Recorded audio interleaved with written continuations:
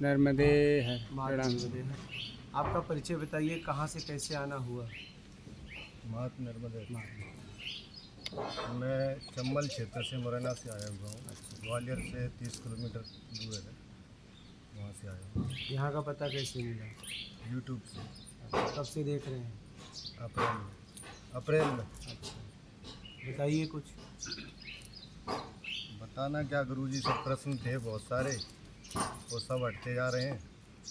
और जैसे मैंने अपना पूरा जीवन उस तरीके से जीना चाहा था, जैसे जो आपने बोला कि प्रेम में दुनिया हो, तो मैंने भी उसी तरीके से अपना सोचा था कि दुनिया एक ऐसी दुनिया हो जिसमें सब मतलब प्रेम से रहें, कहीं कोई मतलब राग ना हो, द्वेष ना हो, ये सारी चीज़ें। लेकिन हर जगह देखो तो वहीं झूठ, दिखावा, पाखंड, यही सब जगह। तो इसके चक्कर में मतलब ज़्यादा बुद्धि भ्रमित होती रही। काफ़ी सारे गुरुओं को भी सुना, लेकिन कहीं ना कहीं एक अंदर वो बनी रहती है हमेशा टीस सी, क्या कुछ तो है जो सत्य है, वो है क्या आखिर, कहाँ है जो मतलब जिसकी मतलब जिसको पाकर है ना बिल्कुल शांति मिल जाए, उसके बाद कुछ होना हो। तो जैसे बचपन 8-10 साल का था जब से सोचा था कि मैं ऐसे तो नहीं जीऊँगा जैसे भीड़ जी रही है सब, मैं ऐसे नहीं जीऊँगा, मतलब मुझे कुछ करना है। तो उसके लिए मैं मतलब मैंने काम भी किए, कुछ स्पोर्ट्स में रहा था मैं पहले, रेसलिंग में पहलवान था। तो मैं उसमें मेडल भी लिया, लेकिन मुझे तब भी आत्म संतुष्टि नहीं मिली। उसके बाद मैं क्रिकेट खेलने भी चला गया था इंदौर। और उसके बाद मुझे मतलब 2-3 साल मैंने वो भी क्रिकेट भी खेला, तब भी आत्म संतुष्टि नहीं मिली। मतलब ये लगा कि यार मैं क्रिकेटर बन भी जाऊंगा, एक उस पद पे पहुंच भी जाऊंगा जहां बहुत सारे लोग हैं, लेकिन तो तब भी मुझे मतलब वो मिलेगा क्या वहाँ पहुँच कर। सही। धीरे धीरे समझ बढ़ती गई, ये सारी चीज़ें मतलब दिमाग से सोचते रहे कि आखिर पाना क्या है जीवन में, लक्ष्य क्या है जीवन का। तो फिर खोज में लग गए, भक्ति में देखा उधर। जैसे हिंदू हिंदू धर्म से हैं तो भक्ति करते हैं सब हिंदू धर्म में शुरू से, तो वो करी तो उसमें मतलब कुछ चीज़ें समझ में आई, पर कुछ जगह लगा कि नहीं, इससे भी संतुष्टि नहीं मिल पा रही है। तो फिर ऐसे ही और गुरुओं को सुना, ओशो को सुना, और ये अपने जग्गी वासुदेव है उनको भी सुना, लेकिन कहीं जाने की इच्छा नहीं हुई। प्रेमानंद महाराज को भी सुना, लेकिन कहीं मतलब किसी ने खींचा नहीं मुझे। कोई खींचता है जैसे किसी की वाणी खींचती है, शब्द खींचते हैं। तो फिर मैं मतलब ऐसे ही आपका ये अगले महीने से सुनना चालू किया, देखना, तो उसके बाद समझ में आया कि जैसा जीवन में मतलब जैसा मैं चाह रहा था, समझाने वाला, गाइडलाइन करने वाला गुरु या मतलब सखा कोई भी कह लो, कुछ भी करो। तो मैं ये मतलब मुझे ये चीज़ समझ में आ गई कि यही है जो मतलब वास्तव में जो सही मार्ग दिखा रहे हैं ना, एकदम। सच्चाई का जो आज का जो दौर है, उस दौर में जो सच्चाई दिखा रहे हैं वो यही दिखा रहे हैं। नहीं सब जगह मतलब वही गद्दी अपना वो सिस्टम चल रहा है सब जगह, कहीं भी चले जाओ सब जगह यही यही हालत है। पूरे भारत में किसी भी मंदिर में चले जाओ सब जगह यही हालत है। लेकिन जो आप जो बैठे हैं सामने ऐसे नॉर्मल, ये सब ये मतलब एक अलग ही है। तो मैं ये मतलब ये समझ में आया, आपने बोला, मैंने प्रश्न भी किया था लाइव में कि अलग अलग गुरु अलग अलग अपना मत दे रहे हैं, कोई कोई मतलब किसी चीज़ को सत्य साबित कर रहा है, दूसरा उसको उसी को खंडित कर रहा है। तो इस चीज़ ये मैंने प्रश्न भी किया था, तो उसमें आपने बोला था कि केवल शब्दों को लो और निकलो, आगे बढ़ो। तो समझ अपनी समझ से आगे बढ़ो, क्या सही क्या है, और आगे खोजते रहो। अपने को क्या करना, कौन जैसा करेगा वैसा परिणाम मिलेगा। शब्दों को लो और आगे बढ़ो बस। तो मुझे ऐसा भी लगा जैसे कि अगर मैं उस समय जैसे सेलिब्रिटी बन भी जाता, मैं क्रिकेटर बन जाता, या मैं उस लेवल पे होता उसके सब मुझे पर्दे पे देख रहे होते, लेकिन मुझे जो चीज़ अब मिली है ना, इतना मतलब भटक भटक कर, हाँ वो चीज़ नहीं मिल पाती। हाँ, समझ नहीं पाते। मैं मतलब जीवन की सच्चाई नहीं समझ पाता। मैं मतलब एक अहम में ही जीता रहता कि मैं कुछ हूँ मतलब उसमें बना रह जाता मैं, और मुझे निकलना था। सही। निकल लो फिर, अब तो समझ में आ गया ना। हाँ गुरु जी, अब तो बहुत हाँ। समझ में आ रहा है। अगर कुछ समझना बाकी है तो बोलिए, मैं प्रत्यक्ष हूँ अभी। मेरा काम है पूरी तरह आप समझ लें, और बाकी अब आप जानो। बाद में शिकायत ही मत करना कि कोई मुझे बताने वाला नहीं मिला। कोई भी यहाँ जितने लोग बैठे, नहीं तो यहाँ से बोल के जाओ भाई फिर कि आप बता नहीं पाए। हाँ, कल तक, कल के बाद पता नहीं। ऐसे ही गुरु जी एक प्रश्न मतलब ये भी है मेरा कि जैसे मैं एक गुरु थे, मतलब बाबा थे, तब वो हम संपर्क में ही थे, तो उनके यहाँ जाते थे तो वो बोलते थे कि जैसे कुछ रिलेटिव हैं वो सब भ्रष्टाचार करते हैं, और टोटल सब जगह भ्रष्टाचार ही चल रहा है पूरे देश में, कहीं भी बिना पैसे के कोई काम नहीं होता। तो मैंने मतलब उनसे बोला था कि ये मतलब ऐसे भ्रष्टाचार करते हैं तो ये पैसा कमा रहे हैं, पैसा तो गंदा है बहुत। तो उन्होंने मुझसे बोला था कि तो जो गंदा पैसा कमा रहे हैं ना, उसमें से कुछ पैसा है ना, आप दान कर दो, मतलब कहीं पर भी कुछ खिला पिला दो। तो मैंने कहा तो फिर वो पैसा क्या मतलब सही हो जाएगा क्या गुरु? उसमें से 10% 20% निकाल दो दान पुण्य के लिए, फिर वो तुम्हारे सब निकाल दोगे तो भी नहीं होगा, तो भी भोगना पड़ेगा। मैं कह रहा हूँ आप किसी का पैकेट मार लो और सब पैकेट का जाके लोगों को खिला दो, क्या जज आपको सजा नहीं देगा? फिर जिनका पॉकेट मारा गया वो भी हाँ। मानसिक बददुआ फिर देंगे कि यार भोगना पड़ेगा। कृष्ण के क्या माता पिता ने ऐसा किया था कि जैसा पुत्र पैदा हुआ, और उनके सामने क्या ऐसा किया था कि उनके सामने कई बच्चे पटक के मारे गए। क्या सत्कर्म किया होगा, क्या दुष्कर्म किया होगा? नहीं, 6 बच्चे पटक के मारे गए ना? नहीं, तो कोई किसी को बचा नहीं सकता भैया। जैसा करोगे वैसा भोगना पड़ेगा, माइनस प्लस नहीं होता है। इस चक्कर में मत रहना। हाँ, बात समझ में आ रही है? हाँ, बोलिए। और आपसे कोई छीन ले सब आपकी प्रॉपर्टी और जाके दान कर दे, आप उसे माफ़ कर दो? नहीं कर पाएंगे। बस इतनी सी बात है।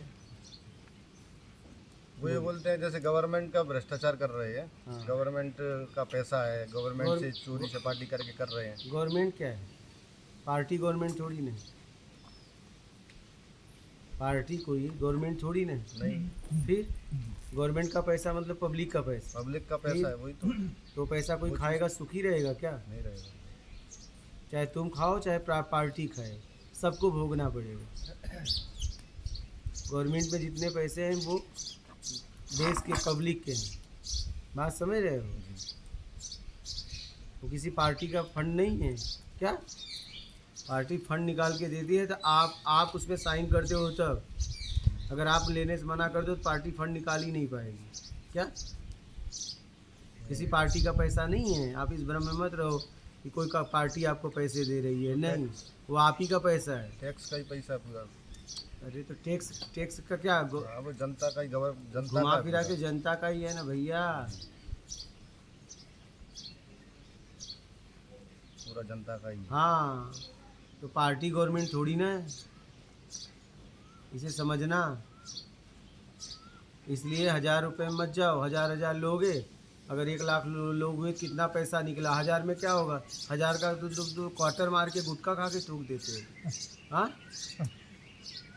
मैं तो कह रहा हूँ गवर्नमेंट वाली लाइन में लगना ही नहीं चाहिए। गवर्नमेंट का पैसा, देश का पैसा देश के पास रहेगा तो देश आगे बढ़ेगा।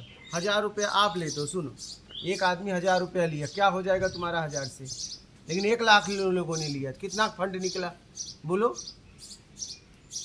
करोड़।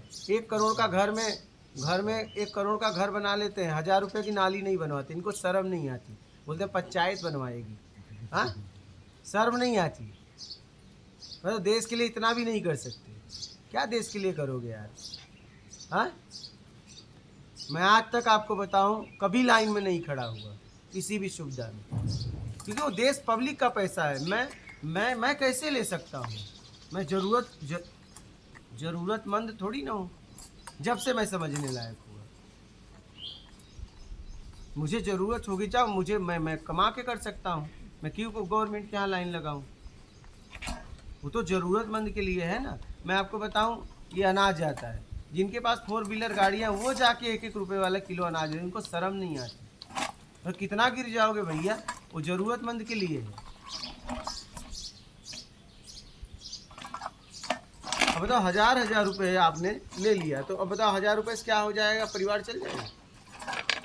1000 रुपए का तो आप नाश्ता करते हैं नहीं, एक बार सही से बैठ जाओ तो 1000 रुपए का नाश्ता। लेकिन 1 लाख रुपए लोगों के लिए 1000 रुपया निकला, तो देश का कितना पैसा गया पता है?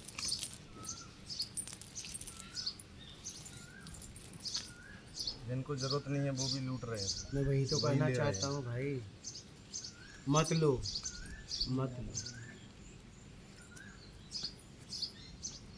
बोलिए, आप कुछ पूछ रहे थे। जी मैं ये पूछ रहा था, जैसे आप आत्मज्ञान हुआ, आपके साथ ही किसी और को आत्मज्ञान हुआ, तो 2 आत्मज्ञानी एक जगह पर रह सकते हैं क्या? हाँ, रह सकते हैं, क्यों नहीं रह सकते? 2 लोग माँ बन जाए तो एक जगह नहीं रह सकते। नहीं, जैसे मैं जिस क्षेत्र में आता हूँ, तो जैसे वहाँ अर्जुन के साथ में थे कि नहीं? जी हाँ, एक ने एक को उपलब्धि कराई तो दोनों साथ में ही रहे ना। ठीक, बोलिए। पिता पुत्र में बड़ा कौन है? हाँ, पिता पुत्र में ना कोई बड़ा है ना छोटा है। जैसे आधुनिकता है प्रेजेंट में, मर्यादा है, बड़ा छोटा कोई नहीं, क्योंकि वो भी कभी पिता बनने योग्य हो जाएगा। कोई बड़ा छोटा नहीं है। अब अष्टावक्र और राजा जनक एक साथ बैठते थे कि नहीं? हाँ, उपलब्धि तो दोनों जन की हो गई थी, तब ऐसा नहीं है, बैठ सकते।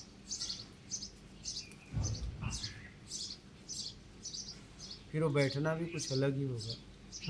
किसी को कुछ नहीं पूछना तो फिर हाँ, दोनों को कुछ नहीं पूछना। कुछ नहीं। वो बैठना भी अलग होगा। अगर 2 आत्मज्ञानी मिल जाए तो बैठना ही कुछ अलग होगा। दोनों 2 होके भी एक रहेंगे। 2 आत्मज्ञानी जहाँ बैठे हैं, आज तक हम लोग पढ़ रहे हैं नहीं, राजा जनक, अष्टावक्र, सोचिए। रामकृष्ण परमहंस, विवेकानंद, राम, हाँ, वो कई लोग ऐसे हुए। उपलब्धि के बाद भी गुरु के पास ही वो शिष्य रहता है। कहाँ जाएगा, क्या करेगा? जब गुरु आदेश देगा तो जाएगा, नहीं पड़ा रहेगा। हाँ गुरु के आदेश। हाँ, गुरु आदेश देगा तो आप। तो रामकृष्ण परमहंस ने दे दिया सब, फिर उनकी शारदा माँ ने उन्हें आदेश दिया। रामकृष्ण परमहंस के जाने के बाद उनसे चक्कू मांगा था, चक्कू पकड़ने में उन्होंने आदेश दे दिया कि अब तुम जाओ, ज्ञान देने योग्य हो गए, जाओ समाज को ज्ञान दो। उनका चक्कू पकड़ाने का तरीका देखा उन्होंने। ज़्यादातर चक्कू हम जहाँ पकड़ने लायक रहता है वो पकड़ कर पकड़ाते हैं। बहुत समझदार व्यक्ति उसको ऐसे और वैसे पकड़ाते हैं, नहीं?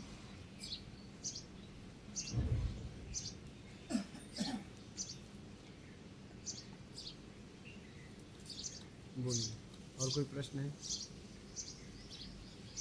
ये पूछ रहा था गुरुजी की, जैसे कि एक आत्मज्ञानी है और उसका मतलब वो तो इस तरह सबको दिखता ही है कि ये आत्मज्ञान हो गया है। वो तो पता चल जाता है। तो गाय बच्चे को दे दी तो थन में दूध आ जाता है, पता चल जाता है। तो आप बोलते हैं कि जैसे गुरु, जैसे कि शब्दों को लो, हाँ, शब्दों को लो, हाँ। तो शब्द भी तो आपके अंदर से प्रकट हो रहे हैं, तो आपको मतलब पूजा भी जा सकता है। नहीं, जरूरत ही नहीं है। नल से पानी आ रहा है, क्या नल से आ रहा है? बोलो, नल निमित्त है, पानी एक बूंद भी नल से नहीं आ रहा है। तो वैसे ही आ तो रहा है इस मुंह से, लेकिन वो कहीं और से आ रहा है। अगर मेरे शरीर से आता तो 2020 के पहले भी आता, तब क्यों नहीं आया? बोलो, पैदा हुआ तब से आता नहीं, तब क्यों नहीं आया? 2020 फिर बाद में क्यों आया? 20 में हुआ, उसके बाद क्यों आया? उसके पहले क्यों नहीं? हमने तो बहुत प्रयास किया।